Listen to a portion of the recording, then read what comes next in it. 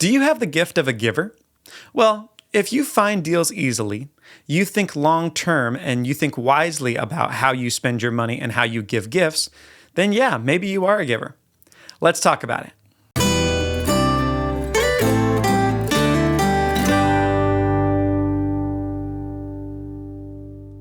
Welcome to the Worship Homestead. My name is Nathan Smith. Thank you for joining me. We're in week 5 of our 7-part series called The Redemptive Gifts.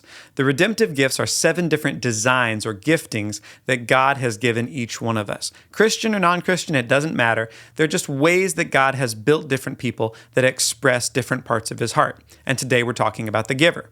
But before we get there, I want to give you something. If you go to my website, blueprintsounds.com, you can get my free PDF called Growing Your Redemptive Gift. It has all 7 of these gifts laid out in an easy-to-use booklet. It's free to download for you and your worship team on my website, blueprintsounds.com/free. In addition to that, there's plenty of other free stuff on that page. There's tips on songwriting, how to build a better band, arrangement tips, live church sound hacks, and you can even sample my paid courses like Deeper Worship Lyrics and Sparkling Electric Guitar. All that is free. Again, the website is blueprintsounds.com/free. All right, let's talk about the giver gifting.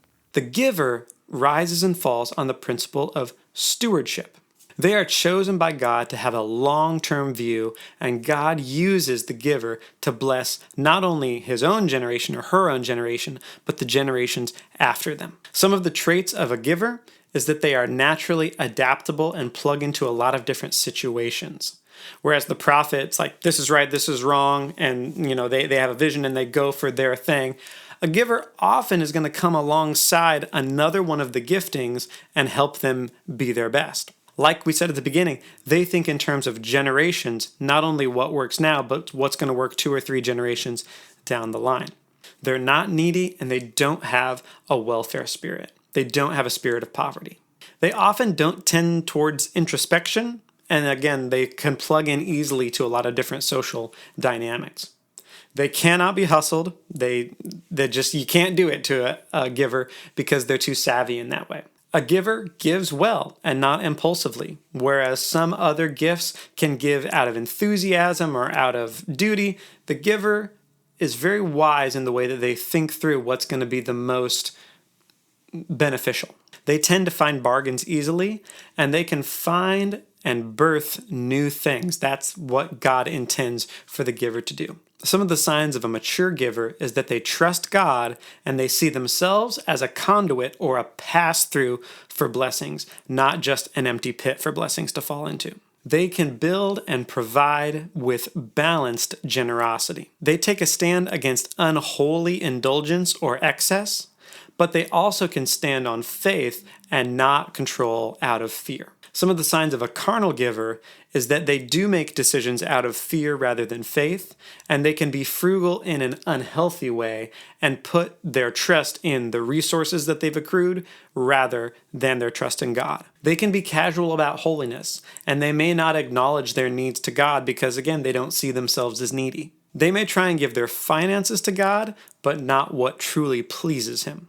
And sometimes they desire to control based on their fear, and they use money or wealth to control other people or situations instead of trusting God like they should. But the birthright of the giver, the thing that God put them on the earth to do, is to trust God first and provide for the generations out of the overflow that comes from being a friend of God. A great example of a giver in Scripture is Abraham. We see as Abraham comes out of Chaldea that he has all of this livestock and he's just been given all this wealth and he accrues more throughout his life.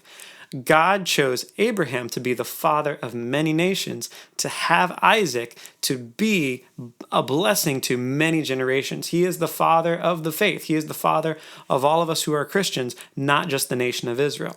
And so God chose the giver, Abraham, to be the one who would birth that new thing. Hey, I hope that video helps you, and I hope it encourages you to learn more about the redemptive gifts. A good place to start is my free PDF, Growing Your Redemptive Gift. You can find that and other resources for your worship team just by going to blueprintsounds.com/free.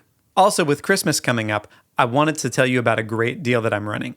Both of my paid courses, Deeper Worship Lyrics and sparkling electric guitar are on sale for only $25 a piece. If you're a songwriter who wants to get better at their craft, then Deeper Worship Lyrics is the place to start.